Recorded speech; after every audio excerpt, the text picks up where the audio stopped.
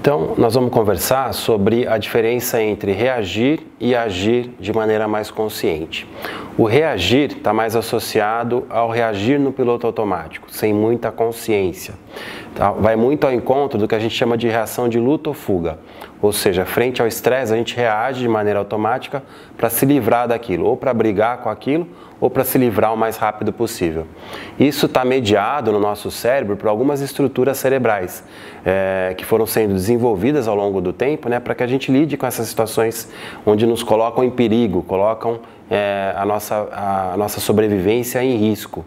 Isso era muito útil no tempo das cavernas, muito tempo atrás, mas hoje em dia ela pode ser útil, mas também pode não ser. Por exemplo, em situações do dia a dia onde a gente reage de maneira muito intensa ou sem pensar. E às vezes a gente fala coisas ou age de determinada maneira que não é funcional, não nos ajuda naquela situação.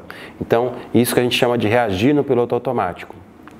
Uma das estruturas que está relacionadas com isso no nosso cérebro é a amígdala, uma parte do cérebro. E a gente sabe que quanto mais a gente estiver exposto ao estresse e reagir de maneira muito intensa ou automática, ela vai crescendo de tamanho ao longo do tempo e esse processo vai se perpetuando. A gente vai ficando cada vez mais reativo ao estresse. A outra maneira de responder seria a ação, uma ação mais consciente, mais funcional, uma resposta mais adequada frente à situação. Então a gente tem que sair um pouco do piloto automático, dessa reação de luta ou fuga, para fazer uma ação mais consciente, um agir consciente que nos dê poder de escolha. E a gente só consegue fazer isso treinando uma pequena pausa nessas situações. Ao invés de a gente reagir automaticamente, no sistema de luta ou fuga, a gente faz uma pausa, se percebe na situação. Essa percepção pode ser via corpo, ou seja, que tipo de emoção está no meu corpo nesse momento, ou que tipo de pensamentos estão emergindo naquele momento. Então eu posso ter uma resposta mais consciente, o agir mais consciente, uma liberdade de escolha. Uma maneira de fazer isso, de ter essa pequena pausa, de ter mais consciência sobre mim mesmo, é praticando mindfulness.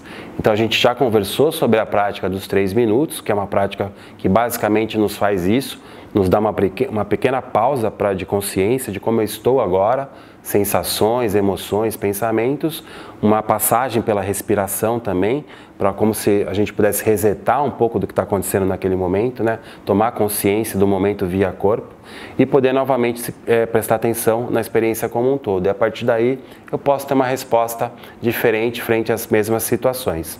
Uma outra maneira, é o que eu vou contar para vocês agora, são as micropráticas de mindfulness. São pequenos momentos de pausa, de consciência que me ajudam nessas situações. Essa microprática de mindfulness a gente chama de microprática das 3 respirações, onde a gente usa a consciência a 3 respirações.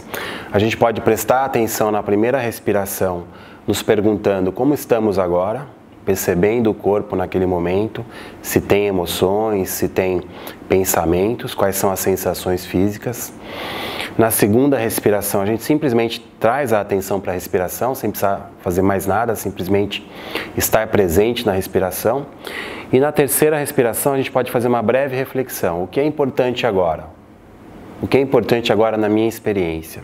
E a partir daí, depois eu posso dar uma resposta.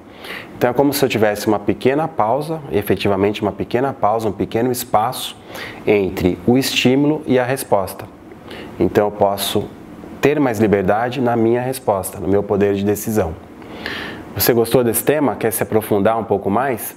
Acesse o nosso e-book no link abaixo ou nos faça perguntas. Mande as suas perguntas no comentário que a gente vai responder uma a uma.